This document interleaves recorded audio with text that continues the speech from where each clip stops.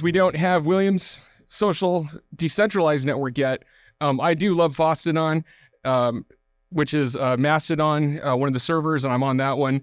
I'm also on Twitter, and of course, GitHub. And so I don't know that I have like a really good, overarching theme to this talk. I've just been doing some things that have been fun to me anyway, so maybe something is interesting to you in here. But I want to just go back 2 years here real quick, or 3 now, I guess, 2.5. 2021 was pretty wild, right? Like for a lot of reasons. But one of the reasons was that as it, started coming to an end, or at least by the summer, there's a bit of a rebound with seeing friends over Zoom was kind of boring after a while. So like getting back to, for me, I live in Mesa. I love to be in downtown Mesa. My 2 favorite bars are Oro Brewing and Chupacabra. So me and a bunch of friends were hanging out over there. And my friend Lindsay hit me up one day. She's like, you know what we should do? We should get some group rides together. And like to do pub crawls? Well, yeah, we're going to get, our friends together. We're going to ride bikes around downtown Mesa. And so August of 21, we had like 30, maybe more than 30 people come out. So Tyler, the creator, was right. It was awesome. And so we started doing these things. And so for like the next 1.5, 2 years, it was like, steadily growing. We were starting to get, just every month, a few more people. So by the middle of last year, we were, 60, 70 people on these rides. And then I noticed something watching YouTube. I watch a lot of bike stuff. I like bikes. There is this dude in England that, he did something really odd. He built a bike with DJ equipment on it. And like a lot of, big DJ speakers and everything. And he was out there just riding around streaming by himself. And then if you watch his videos over like 2 years, suddenly there's more and more people behind him. By last year, he had 3,000 people following him around on this bike, and tons of speakers, and it's just a big rolling party. So, it just so happened, I thought that was cool. And on Craigslist, I found this goofy bike here, which is, I don't know, kind of beautiful to me, just how the thing was put together. It's an old cargo bike. And I got friends. Sheldon McGee, who knows how to do woodworking. He knows how to do a lot of stuff. But so he helped me out with woodworking, brought some tools over. We worked on some of this over at Heatsink Labs, putting this stuff together. And all right. Then I figured out like how to wire this stuff up, put some really heavy speakers on this bike, painted it up, and, told all my friends about it.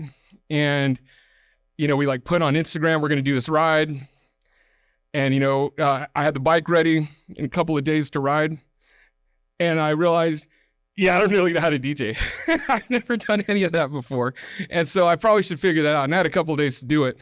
And, I had a couple of days to figure this out, but I'll show you guys in like 5 minutes what this is. Because when you're riding around with your friends, you might have, your phone and a Bluetooth connection to a little speaker, and that's totally all it is, right? Like you're just playing music, and you want it to go continuously, and you're just having a good time. So you can have a really good setup, or you could have that. But what it comes down to, as far as like DJing, is software. So at least modern DJing is. I mean, old school DJing might have had vinyl, like records and scratching and all that stuff, but modern software kind of controls all this. So I just want to give you a real quick rundown on how this works. There is a lot of DJ software out there. There's an open source one called Mix, and it's multi-platform. It's great, but this looks like there's a lot going on. All you're doing is loading up a folder, a bunch of, super legally acquired MP3 files, or whatever music, put that stuff in a folder, load it up into this thing. And you've got 2 decks, okay? At least 2, so you could have more, but this is the general concept. So in the middle here, these waveforms, that's one song on one side, one song on the other side. We want to never stop playing music. And I'm not musical. In fact, I probably don't even have good taste in music. I don't know. But as long as you keep it going, people are kind of happy. And The music, though, typically, especially this type of music that you'll hear DJs playing, electronic music, house music, drum and bass, all of these types of music, they run at a certain like beats per minute. Really high tempo stuff for drum and bass, maybe a little bit slower for house music. But the thing is, the tracks aren't all the same. One might be going at 128 beats per minute, another's going at 130. And you kind of want to use the software to sort of even them out, kind of line up the beats, so you can do a smooth transition. And there's all kinds of software to help do that stuff now. There's a bunch of little dials and switches on here. That top view of those waves, that's when the music is running. So it'll kind of help you visually to see the waveforms so you can overlay the stuff. And so that's generally it. So if you just have, say, a laptop, a Raspberry Pi, something like that you can run the software on, and somebody, an output, you could totally do it. So what's all the equipment for then, right? Well, I want to show you real quick here. I got one. So you can spend thousands of dollars on this stuff, and some of it has computers built in, but that doesn't really matter. Here's one. This one was like $100 on Amazon, and there you might notice there's some correlation here between the way that thing looks and the way this thing does. So all this really is a controller, and it's a MIDI controller. So if you like slide the thing in the middle, that corresponds to, it might be a little hard to see, that the dial in the middle here where you're going left and right to fade things.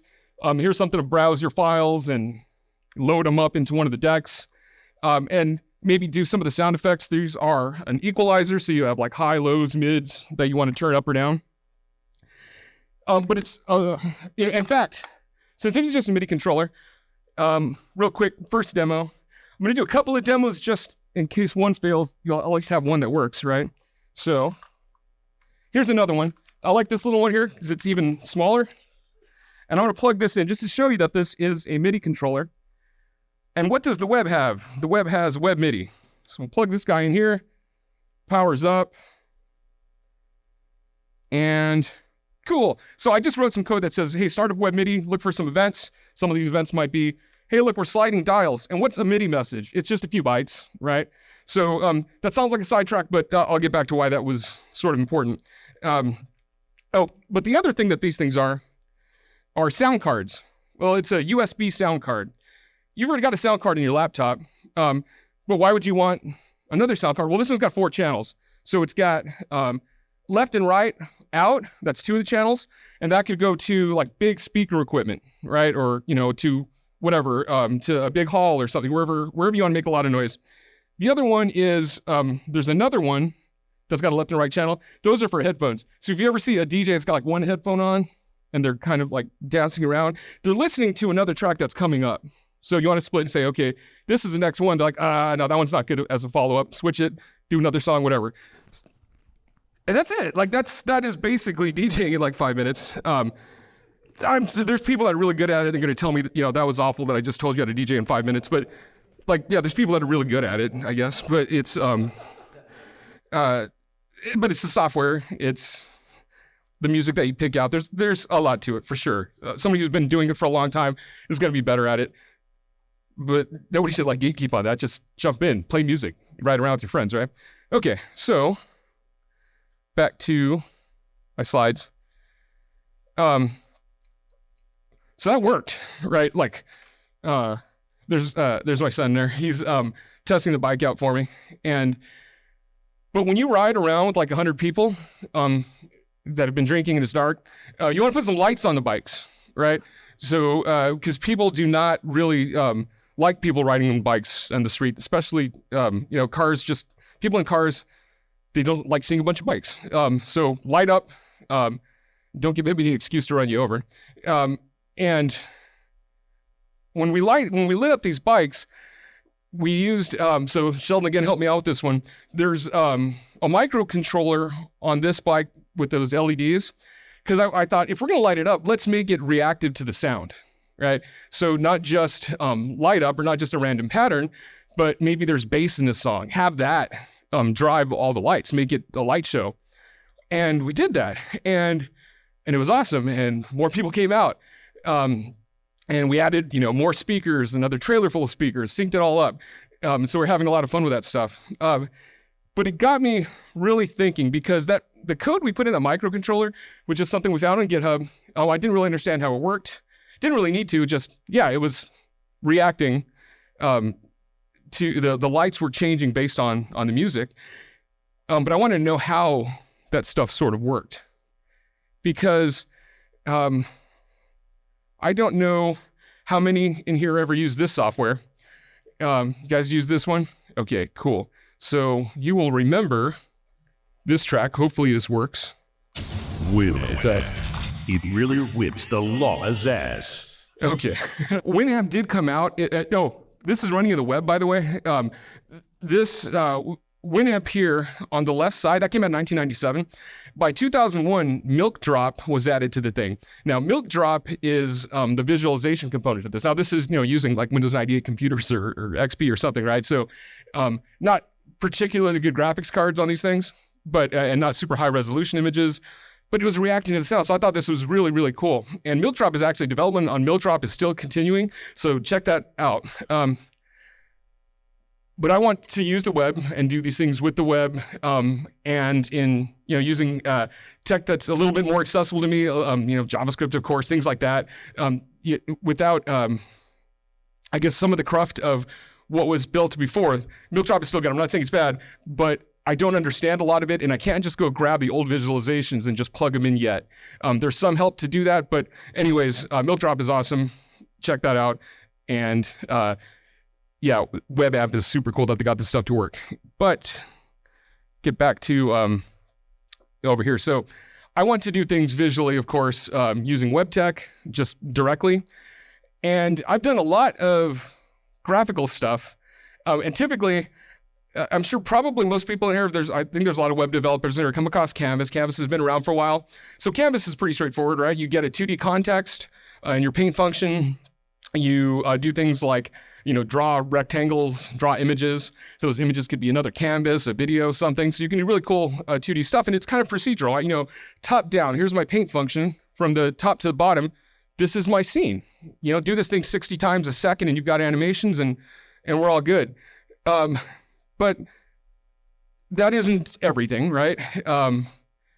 What if I want to do the just, really, really hardcore GPU stuff, right? The stuff that offloads things, because what are GPUs? They are, graphical processing units. It's like the CPU, but the graphics part of this here, all of these things, we code them differently.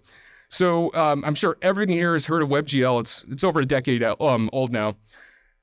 But that is to give us direct access to these GPUs, right? Because in order to program things to do really, really interesting animations, 3D processing or 3D rendering, all of that stuff, we want to do a lot of parallel processing, okay? And I'm going to get into exactly what that means here, because what I was showing us before with this procedural thing, that's top down, right? We're running through that.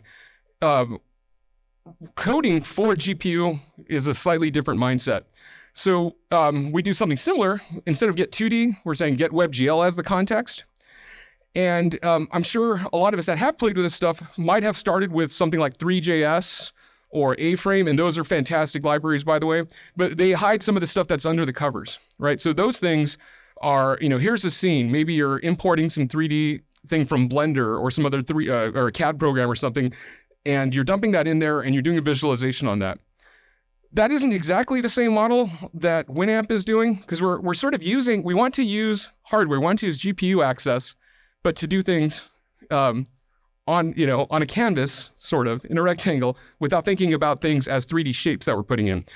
However, when you code in 3D using WebGL or OpenGL or most of these hardware APIs to talk to GPUs, you've probably heard the term vertex shader and fragment shader. And if you haven't done that before, it might sound like really mathy and nothing I want to do. All right. Seems like it has like nothing to do with like TypeScript and React or anything. It's some other level of coding. But it's not really that hard. There is a lot of boilerplate, not a ton, maybe 50 or 100 lines of boilerplate to sort of get started. And I'm not going to go through that, but I have a link in here and I'll share my slides at the end of this thing. But we're not actually programming in JavaScript here. Okay, we're using JavaScript to set up the scene, to manage our data, our state, but we're going to render with something called GLSL or OpenGL shader language. So this has a C-like syntax. It's not C though. Don't worry, you're not doing pointers and allocating memory and things like that, but it's a syntax like that. It has a bunch of math stuff built in, sine, cosine, all those things. It is typed. I know Dylan's gonna laugh at me because I'm saying I'm using types. I know, I'm the worst. But these types are pretty simple. You can sort of think of them as like structs, but there are things like vectors, which a vector typically has like a vector 2 has like two components at x and y, so it knows those properties in x and y. A vector 4 might have x, y, z, w, but it could also have r, g, b, a. And what's really, I think, a neat thing about GLSL is something called swizzling. So let's say I need an x and y coordinate as a variable. I need a vec2 and I've got a vec4. I can just ask for the dot xy properties of that vec4 and it'll give me a vec2. And it's even weirder than that. I can say, give me my vec4 dot y and x in a different order, and it'll give me a vec2 in that order, right? So it's just kind of handy for doing these things. Okay, so those two components we said, vector, vertex shader. So you've probably heard that GPUs render a bunch of triangles, right? And they do. But we can also, if we want, have it just render two triangles, a rectangle, right? So I'm going to ignore vertex shaders because this doesn't really matter. I just want something to draw on, but I want to do it really fast using hardware API like OpenGL. And so there's certain things like attributes. These are like read-only things that a vertex shader would get. And part of the setup, that boilerplate, is to give a couple of triangles.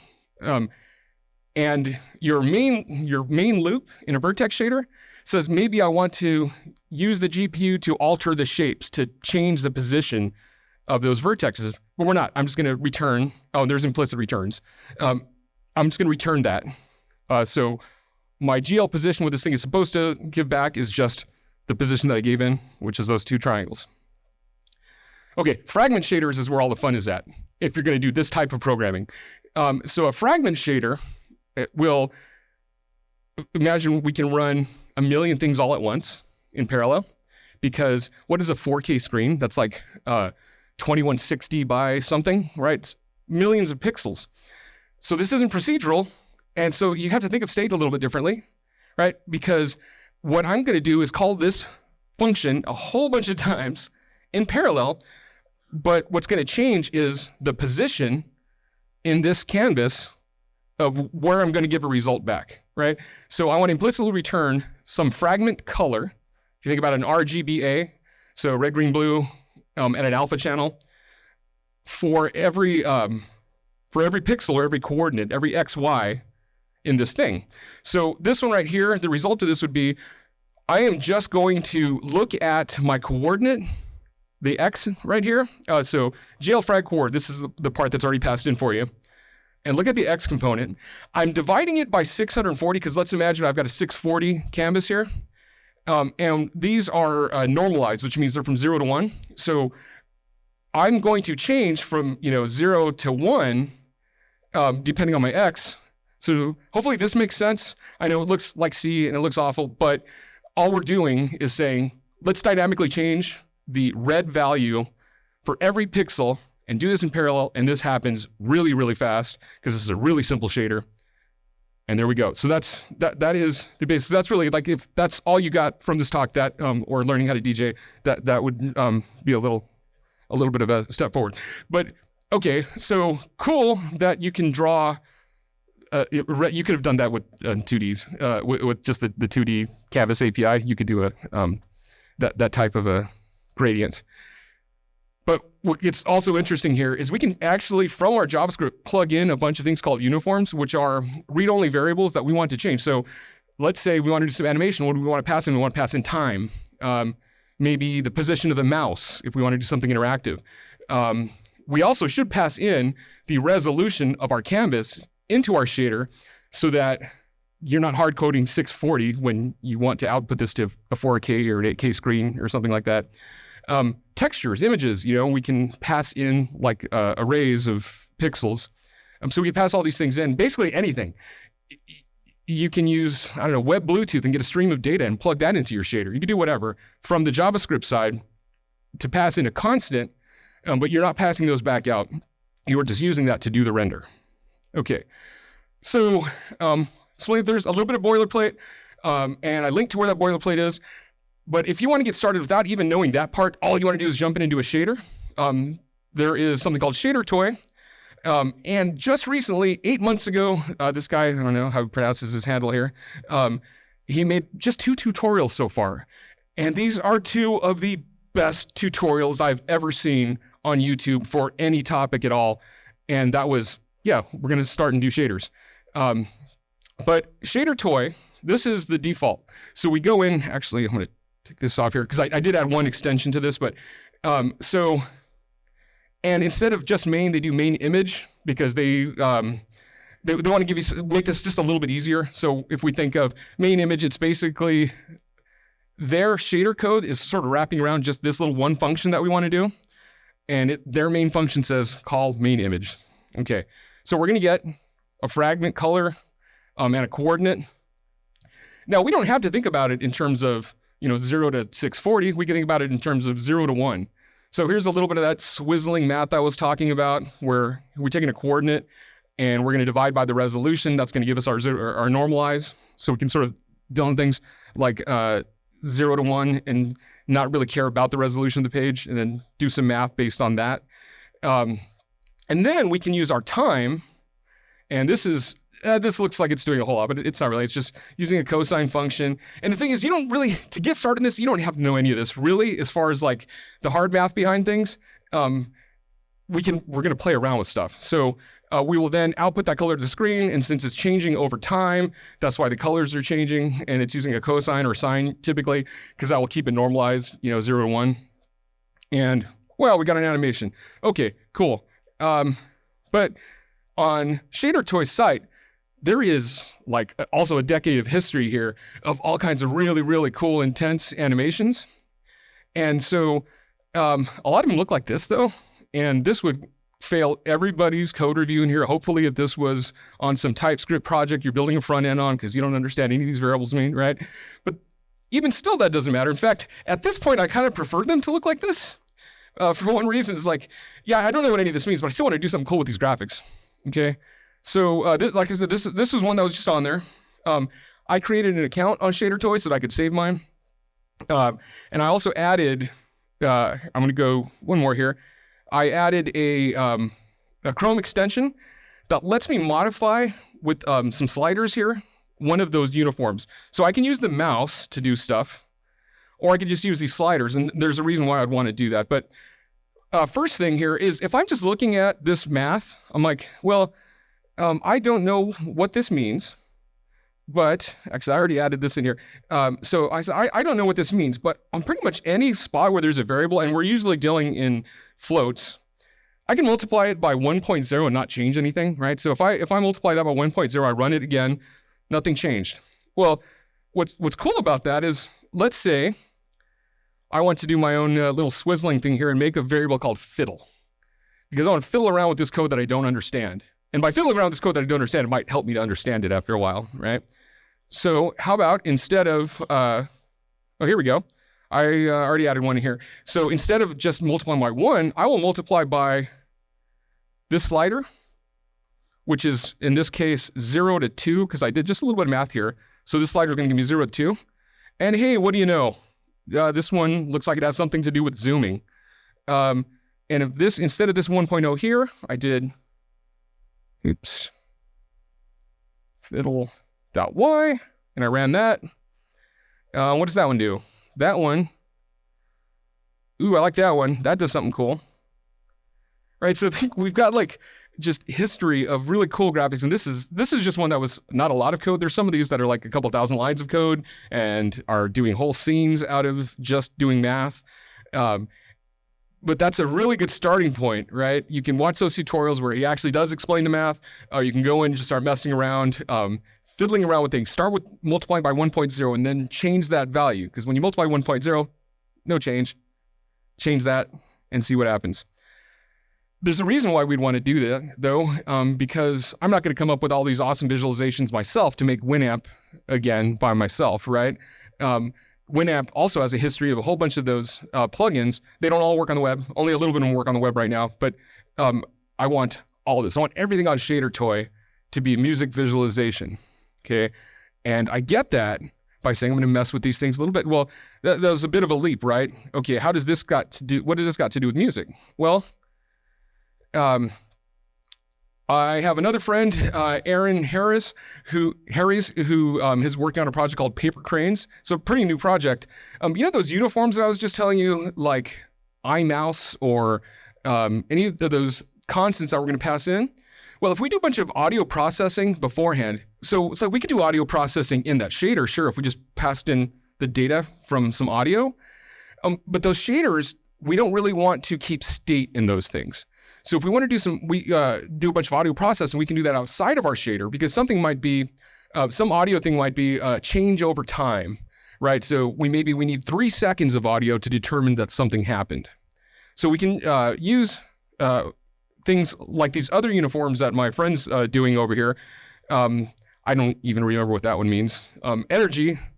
That sounds like a very subjective thing, but there is an algorithm around how much energy does this song have, so we can do something with that. Because if we can take one of these variables and then swap them out for that little fiddle thing that I did, now the music moving around impacts the visualization, okay? And that could be an MP3 file, that could be your microphone.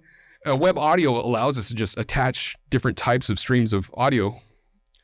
So we're on our way then, right? So of course I'm going to demo what he's working on, and let's see if this one works. How does that go? Yeah, okay, so that is it should be very responsive to my microphone here.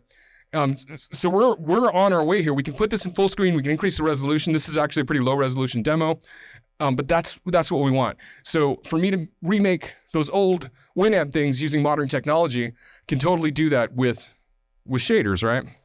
Yeah, and if you're wondering, what are you gonna do? Put that on a bike? Of course, we put that on a bike.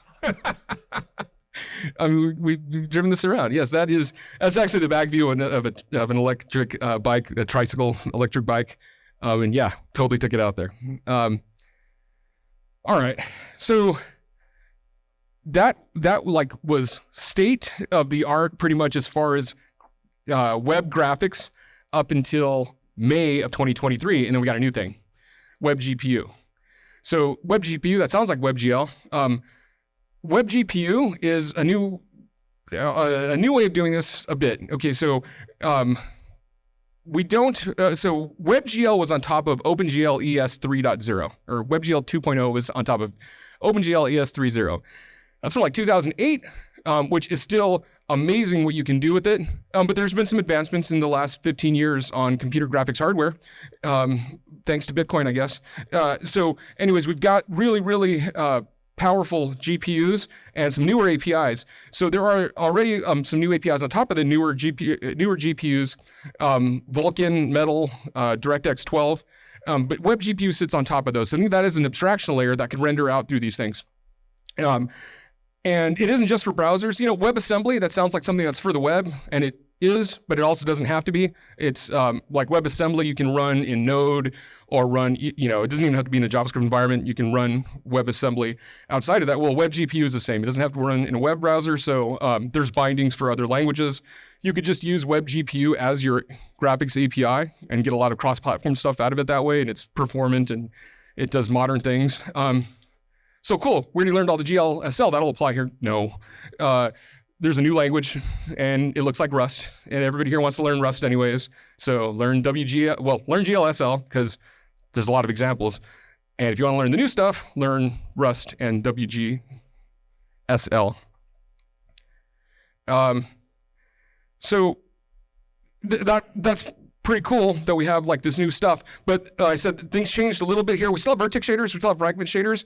We got this other shader, a compute shader. And this one's weird because with massively parallel processing, we were able to, with WebGL, through a very ugly hack, say, run this function in parallel a whole bunch of times on this hardware and give me an answer, except you're drawing to a page. So what do? You encode the pixels into the answer of what you wanted, and there is your browse. And actually, TensorFlow JS already did this. It had a WebGL backend, but now it has a Web GPU backend as of May. Because Opera, Chrome, and Edge all support this. Safari actually supports it, and so does Firefox behind a flag. So Web GPU is coming. It's going to be everywhere, and it's going to give us compute shaders, which are, hey, run this thing in parallel, and give me back an answer without having to do some weird translation into pixels. It also has better memory management. So there's a lot of advantages. So this is the future, and it gets us a lot closer to anything you want to do on graphics hardware or any type of programming you want to do in parallel. But, okay, how does this apply back to what I was talking about, the audio? Okay, so if I can do this massively parallel processing, and I can run a bunch of AI on it now, I can train stuff, and I can do that a lot more easily and a lot more efficiently now with Web GPU. Perhaps I can apply this back to what is the state of the art in DJing? Well, me, expert DJ with 15 years, kidding, like a couple months now, I've been paying attention to something called stems. So imagine we take audio, an MP3 file or whatever, so some music, and what can AI do with that? Well, one thing that it can do is break things in stems, which are, I got one file with the music, use AI to give me the drums in one file, give me the bass in one file, give me the vocals in one file, give me the other instruments in one file. And there is an open source model called Demux, which there's also an open source GUI. So you don't even have to know, like, oh, do I have to install Python and do this AI stuff? I don't understand how any of this works. I'm not going to go learn all. No, just go grab this GUI off of this project, download it, and it's cross-platform, and dump your MP3 files into that and hit run. And this is an M2 processor, which isn't as cool as Dylan's M3 processor, but this can still break these things down in like a 3-minute song is taking me about 30 seconds to break that apart. And so, okay, this is all open source. Of course, I'm going to do a demo on how this stuff works because I like doing demos. All right. I made a really, really simple GUI here. I took a song, I dropped it into Demux GUI. It gave me back 4 files. I'm gonna use web audio to load those 4 files in here, show the graph of each of those 4 files. Each one's gonna be different, right? Because one's vocals, one's drums, one's bass, and one is everything other. And then I'm gonna play them individually. And then you're gonna tell me what song it is before everything comes in, okay? Somebody scream out the answer as soon as they hear, let's say, the bass. No? That's not obvious? Okay. Drums?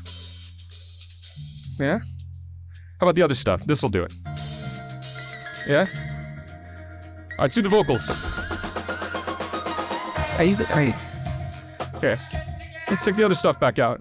For the house, be that noon, and you really better.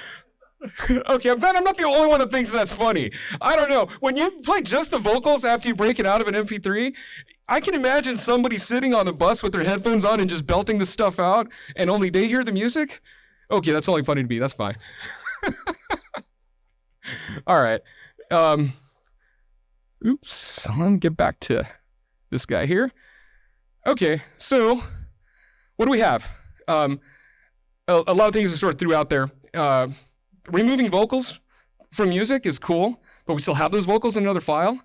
Maybe we can run those through another AI model to try to get text out of singing. It's not as easy as getting text out of talking, you can imagine, but there are people working on getting singing lyrics out of a WAV file. Maybe you compare your own vocals to the original. And, maybe instead of, I'm not sure how many of you have actually done karaoke. You've probably run across graphics that look like this.